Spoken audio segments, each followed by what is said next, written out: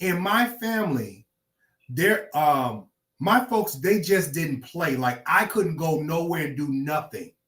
There was a pastor, a preacher, a running around evangelist that was around here trying to, get the women. And he wasn't trying to necessarily get the women, he was trying to get they boys. And was fucking their sons. And so he tried to mess with my mama. And, my mama, she went to traveling and stuff like that with him, trying to help with ministry. I saw what was going on behind the scenes firsthand. I saw him in the bed fucking with one of the young men, and I can't say allegedly because I saw it with my own eyes. And the next day, the nigga got up and went to the outlet, buying the boy clothes and everything like that. And I was like, and so I told my mom, because I just didn't like what was going on. I told my mom, I said, y'all make sure y'all share the live. I told her, I said, I'm ready to go. This nigga came, and I guess he heard about it, came in the room, and then tried to pop me in my mouth. I looked at my mama, I looked at him, and I said, if we don't go right now, I'm going to walk back from Lake City to Lakeland. By the time we got back to Lakeland, my uncles got in the vehicle, and we was on our way to Orlando to whoop ass. Now, unbeknownst to me, I didn't know they had a gun in the car, but they was coming over there to pow pow. Yeah. And more of that, and honestly, more of that needs to happen. More of that needs to happen because,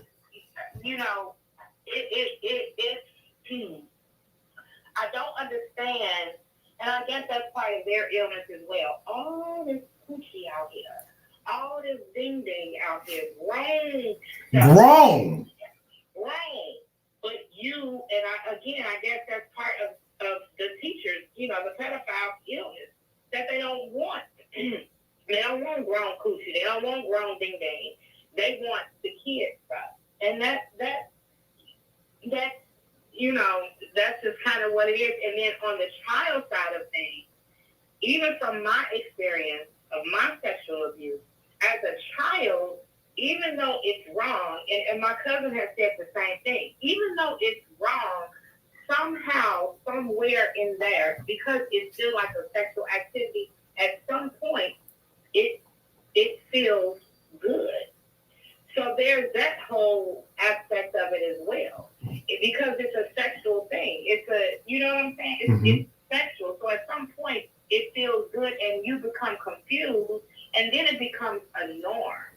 It was normal for me when I went over my aunt's house and things were happening to me, to the point where I began to, to ask for it and request it. And I think one time I did it, I asked like in front of another cousin or something, and they looked at me like, what's going on? But as a kid, as a baby, because I'm a kindergarten, as a baby, you don't really know that this is wrong because of the way that it feels, if that makes sense. If that makes sense. You know what I'm saying?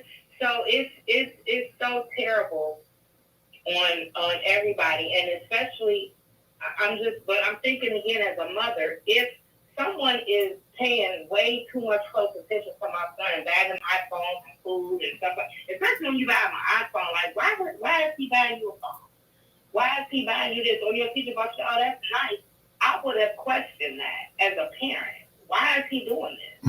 My son told me the other day, my son, the same cousin who abused me, my son said something like, yeah, and I saw his room is, well, and I said, wait, hold up. What you doing? What you doing in his room? Why were you in his? You know what I'm saying? He's like, Mom, take it easy. Like I was downstairs watching a movie, and you know what I'm saying? So, but even in that, my son is 23 years old, and I was like, wait a minute, hold up, back up. You're not just gonna walk past that like you didn't say.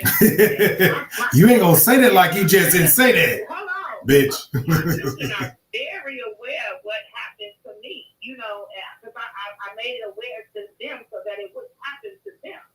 And I said, wait a minute, what were you doing? He's like, Mom, he's like, and he said, remember the other day, because my cousin died of we've been over my aunt's house. So he said, auntie asked me to put some stuff in the basement, whatever. He said, and I thought about it. He's like, all right, take it easy. But even in that, I'm questioning him, like, what you doing there? You know what I'm saying? So as a mother, when you start buying gifts and stuff, why are you paying so much attention to my baby? What's really going on? Especially the iPhone. And ain't them iPhones ain't cheap. No. Mm-hmm. And if he bought it, that means he's paying the bill and all that stuff too. That part. Yeah. If the kid, like these iPhones are everything to these kids. When my daughter got her iPhone, you couldn't tell her nothing. So as a kid, if I as a mom can't afford to buy you the iPhone, or got an Android or whatever, and you can't keep up with the other kids, it still would be like, hey, he bought me a phone. He bought, what I'm saying? He doing this, he doing that. That's still grooming. Yeah.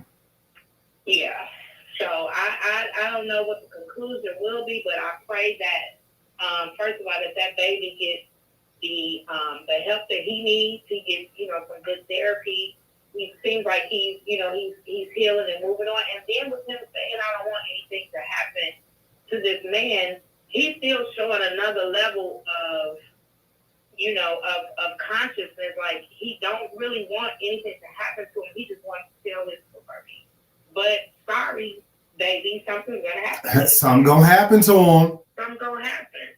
Because now every parent in that county and other places are probably like, whoa, wait. Now I bet you they asking all their children now, like, did he have to do this? Did he have to do that? And they just need to get together and do some type of class action, something against the school board, against the county, and against this man. Yep. And find out what church whatever denomination. Baby, I'll be outside picking in that church. Bring that nigga outside. Catch me outside. Come on, bring your ass on out here. Come on out here. We're just gonna run your ass out of town. Yeah, let's get it. So thank you for shedding light on this story per usual. I love you. I love you too, Clay. Have a great rest of your show. All right, I'll talk to you later.